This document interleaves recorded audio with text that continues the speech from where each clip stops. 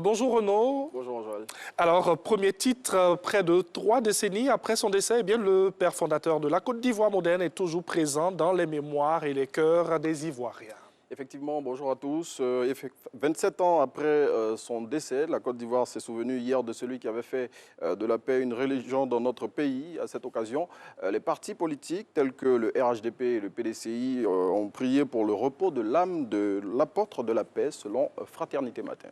Et que son âme repose véritablement en paix. On espère que nous, ses enfants ici, nous allons contribuer à cela. Alors, on parle maintenant encore de politique et on veut savoir si M. Henri Konan Bédié sera-t-il présent à l'investiture du président de la République, son Excellence M. Alassane Ouattara. C'est la question que se pose aussi à sa une de ce jour, le quotidien Le Jour Plus. Sachez que le président du PDCI a reçu une invitation pour l'événement qui se tiendra le 14 décembre 2020. Et pour le confrère, la présence de Nzueba à cette cérémonie serait un bel exemple pour la paix et la cohésion sociale. Et le mot est lâché, oui, la paix, toujours la paix, éviter les propos qui vont à l'encontre de la paix. C'est le message envoyé à l'avocate de Laurent Gbagbo par le secrétaire exécutif du RHDP après qu'elle ait déclaré que la délivrance des passeports de son client était un épiphénomène. Selon Adama Bictogo, qui est cité par le Patriote, les propos tenus par Maître Abiba Touré ne vont pas dans le sens de la réconciliation nationale. Et on va un tout petit peu s'éloigner de l'arène politico-politicienne pour s'intéresser à l'éducation en tant que telle. Les agents du ministère de l'Enseignement supérieur et de la Recherche scientifique sont en colère. Oui, et ils ont animé une conférence de presse hier pour exprimer ce mécontentement. Selon leurs représentants, depuis près de 5 ans, ils dénoncent les conditions de travail qui sont les leurs.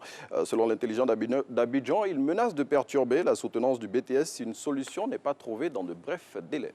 Et vous nous dites, les cours ont été perturbés hier dans les villes de Zieunula et de Grand-Bassam. Oui, et c'est l'Infodrome qui rapporte les faits. Ces troubles ont été provoqués, selon lui, dans les deux localités par des élèves qui réclamaient des congés de Noël anticipés. Cette situation qui est devenue récurrente à l'approche des différents congés du calendrier scolaire a occasionné, selon le confrère, des heurts entre les forces de l'ordre et ces élèves dans les deux villes.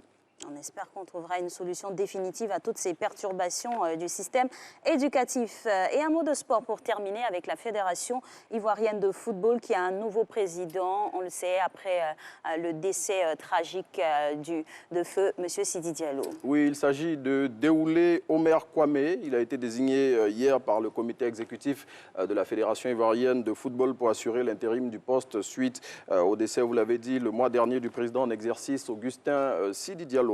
Et selon la note qui acte sa nomination, dont l'Inter a reçu copie, M. Déoulé, qui est par ailleurs président de la Ligue de football amateur, continuera d'assumer ses fonctions à la tête de ce département. Voilà, merci Renaud. Merci Angeval. Merci pour tous ces titres et on permet comme ça à tous nos téléspectateurs, juste après, de se diriger vers les kiosques à journaux. Bien évidemment. Et puis s'en procurer. Il faut soutenir la presse ivoirienne. C'est important. Merci beaucoup à toi et excellente journée. Juste après, Renaud, je l'ai dit, une partie que nous aimons bien, Alix et moi, le repas le plus important de la journée, c'est bien sûr le petit-déj. Vous ne croyez pas si bien.